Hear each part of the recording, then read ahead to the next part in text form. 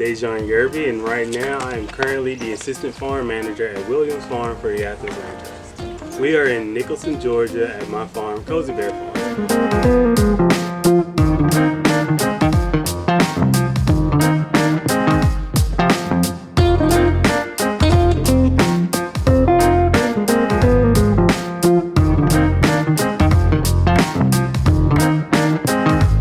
This is Cozy Bear Market Garden. Just gonna give a quick rundown of what's gonna happen this spring. This whole plot over here is gonna be nothing but salad greens and lettuce heads. This plot right here, all this landscape fabric's on right now, is gonna be full of collard greens, Swiss chard, kale, like 3 different types of kale. The far back plot is gonna be full of all the root stuff like carrots, turnips, beets. I'm gonna have some beans back there. And then the big giant hoop house is gonna be full of cucumbers and tomatoes because everybody know we can't have that over the summer. What was your motivation for joining the Young Urban Farmers? Were you always drawn to agriculture? Is that something that was in your family? No, not really. The only person in my family who was a farmer was my great-grandfather. And then after that, nobody really wanted to farm anymore. And when I was in high school, the plan was for me to go play college football because I had 5 different scholarships to go to like some elite schools and then some minor schools. But my junior year, I blew out my knee and I couldn't play my senior year. And the senior year was like when those offers were gonna be real. But it was a hard like couple months just grasping that, and then I had no idea what else I was gonna do with my life because there was nothing like I was really into. It was just football and nothing. But I always knew when I was little I did not want to work inside. I always wanted to be doing something outside. And I remember I saw the movie Tremors with Kevin Bacon, and I saw how like they was all free, like spirited, and like they work whenever they want to work. And I was like, oh man, I wish I could find a job like that. And in 10th grade, I took a horticulture class. And that's when I started really getting into like growing stuff, because it really blew my mind that you could just put this little seed in some soil and it just came out with this giant flower. And then the next year I took environmental science, and I really loved learning how like weather patterns and all this other stuff, like watersheds, all this stuff that went in with ag, and because environmental science is still part of ag, so it was kind of like, oh man, this is something cool. And then my junior year, I didn't take any ag classes. I took a bunch of weightlifting classes for no reason because of football. But in my senior year, when I blew out my knee, one of my coaches, his name was Aaron Cavan, he told me that he was going to be teaching an agriculture class. And he was like, anytime we had to do volunteer stuff that dealt with outside, you was always the first person to join. So maybe you should join this class and see how it goes. Joined the class 3 months in, I was just like, I need to be a farmer. Wow. And then halfway through the semester, he came up with these applications saying like, if you guys want to be young urban farmers, you get to go to this garden. You're going to learn farming practices on like the very basic level. It's going to be very good for you. Maybe it will lead to something else. So I know I went into that. I applied. I knew the lady who was interviewing me. She's a family friend. So I was like, I got this in the bag. I ain't got to do nothing. I came in there overdressed too because I didn't know what was going on. Also, my friend John Anderson, he's been here for a while. We was in the same class too. And so it was kind of like, oh, we were destined to do this. Was your first exposure to the Land Trust through the Young Urban Farmers program? Actually, my first exposure was when we took a field trip to the West Broad, but we didn't know that it was a garden. It was in the process of being a garden. And then it was 3 years later when my ag teacher gave us applications to be like a young urban farmer. And that's when I joined, and that was my first time actually being with the Land Trust. Tell me about your experience as a young urban farmer. What kind of things did you learn? What kind of things did you get out of it? Like, what was that experience like for you? Well, they took us to like the bare basics of this is how you plant a seed in the ground. We thought we was gonna learn how to be farmers. The guy who was kind of our coordinator, Seth, he's the manager at Williams Farm right now. Mm-hmm. He was like telling us like farming is so much bigger than what you guys see on TV and everything. So I need to take you to the ground level. And so we did a lot of like pulling weeds out the ground, forming beds, learning what each crop does, how you sell each crop, learning how to cook with these crops, because a lot of people don't know that if you're selling crops, a lot of people are going to ask you, how do you cook this? So you need to learn how to cook it. We took business classes because farming is a business. You just don't go out here and just plant and sell. Like, there's steps you got to do before you can even get to the farmer's market or the restaurant. So he took us to that very ground level and then built us up. And then the few that were like into this, those are the ones that they kind of molded more, and we got brought up to the next level. So my next step from the youth was being a farm apprentice for Williams Farm, and at the time, this nice lady Dana was the manager at Williams Farm, and she tried to break me out there. Like, she gave me the hardest task you could do as a farmer.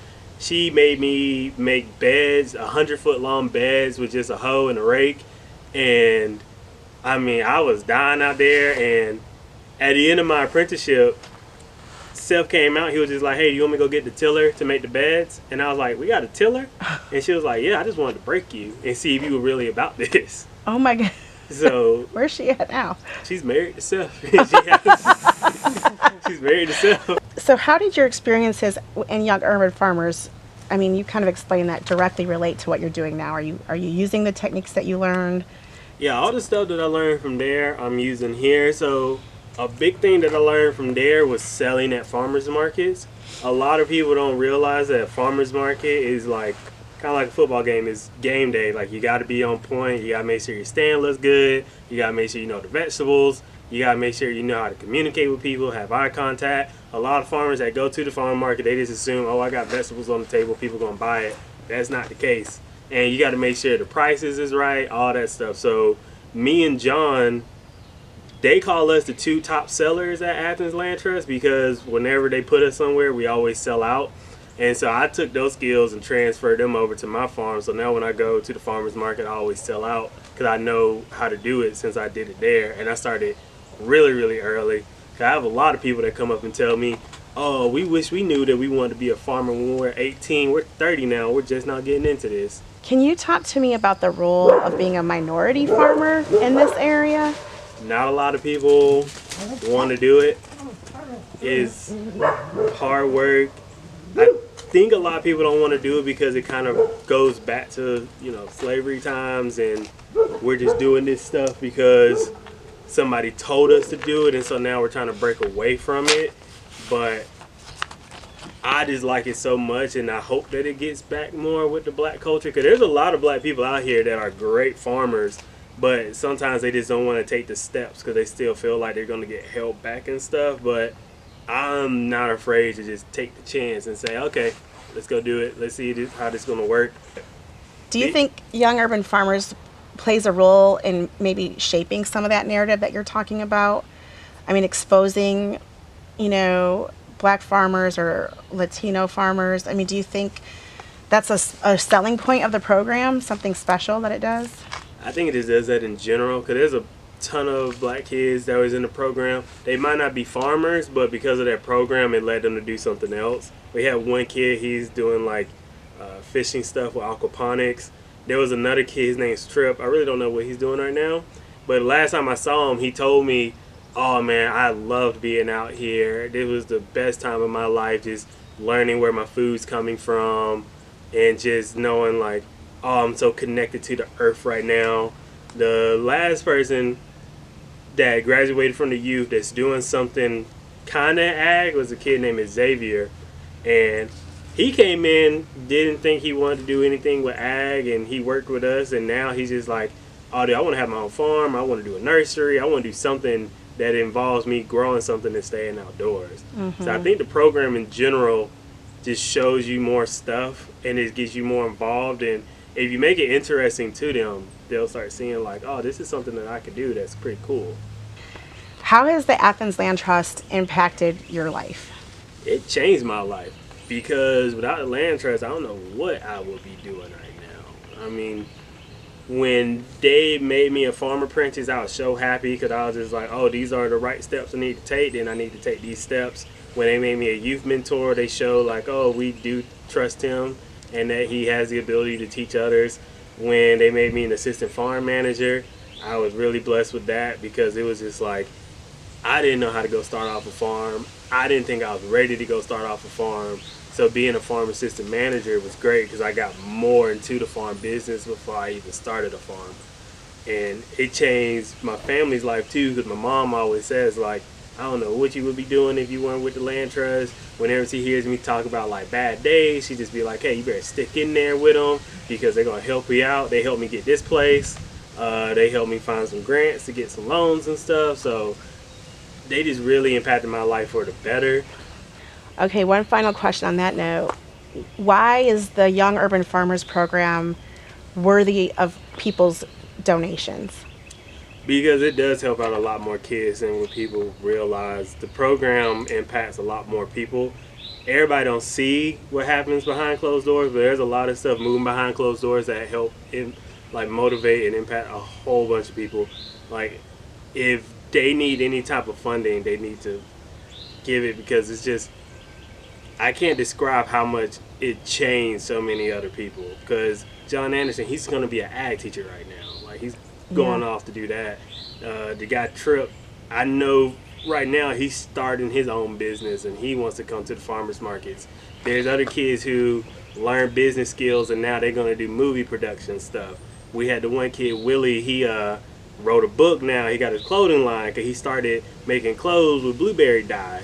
So it's just like, it changed so much stuff for so many people. One girl, Micaiah, she started taking pictures of the stuff out there, and now she sells calendars and stuff. So it just impacts everybody differently. So the program does need to stay alive, and it does need help if it needs help. To any young kids out there that's like me that don't know what they're doing in their lives, find a land trust.